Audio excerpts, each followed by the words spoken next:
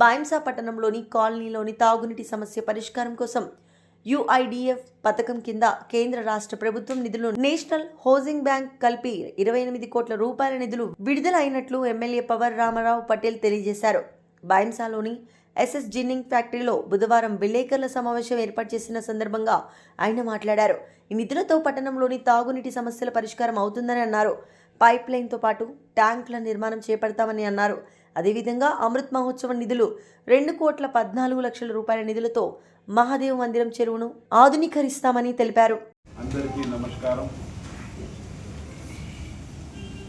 ఉమ్మడి ఆంధ్రప్రదేశ్లో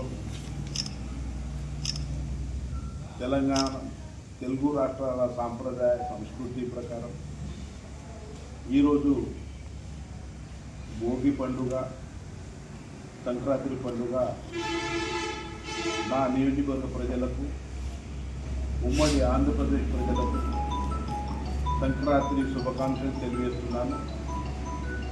అదేవిధంగా Bhainsa municipality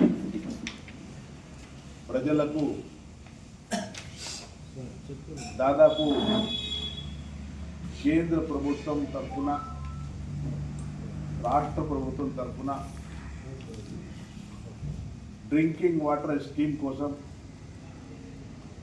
urban infrastructure development fund తరఫున, నేషనల్ హౌసింగ్ బ్యాంక్ లోన్ తరఫున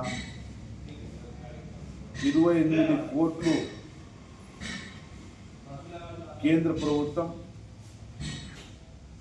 రాష్ట్ర ప్రభుత్వం నిధులు శాంక్షన్ చేసి త్వరలోనే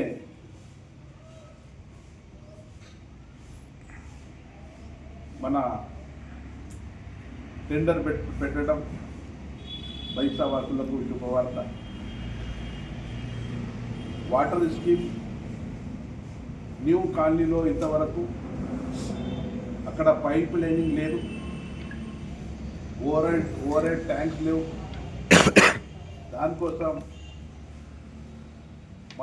మా మున్సిపాలిటీ ఏరియాలో 28 కోట్లు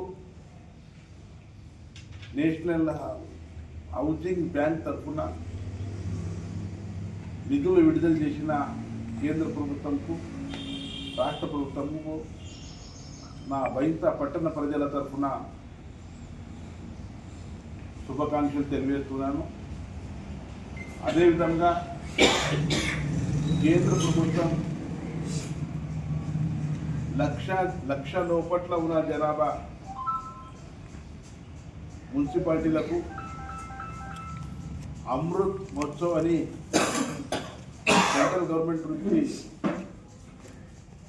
దాదాపు 2,14,00,000 టూరిజం డెవలప్మెంట్ కోసం శాంక్షన్ చేయడం జరిగింది.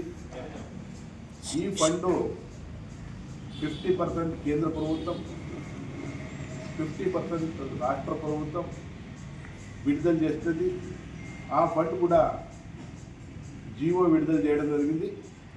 తొందరలోనే టెండర్ కాల్ఫర్ అయి బైంసా పట్టణంలో ఉన్న మహాదేవ్ చెరువు ఏదైతే ఓల్డ్ బస్తీలో సిద్ధార్థ నగర్లో ఉంది, దానికి ఆధునీకరణ చేసి చక్కగా మురికి నాళాలు అక్కడ పడుతున్నాయి.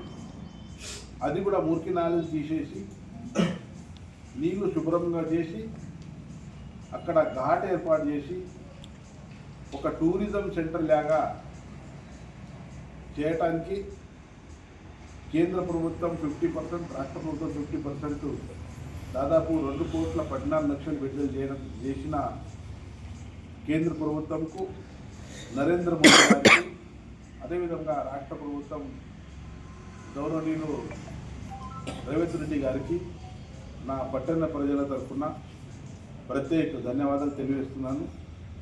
అదేవిధంగా ఇంటర్నల్ రోడ్స్ ఏదైతే ఉన్నాయి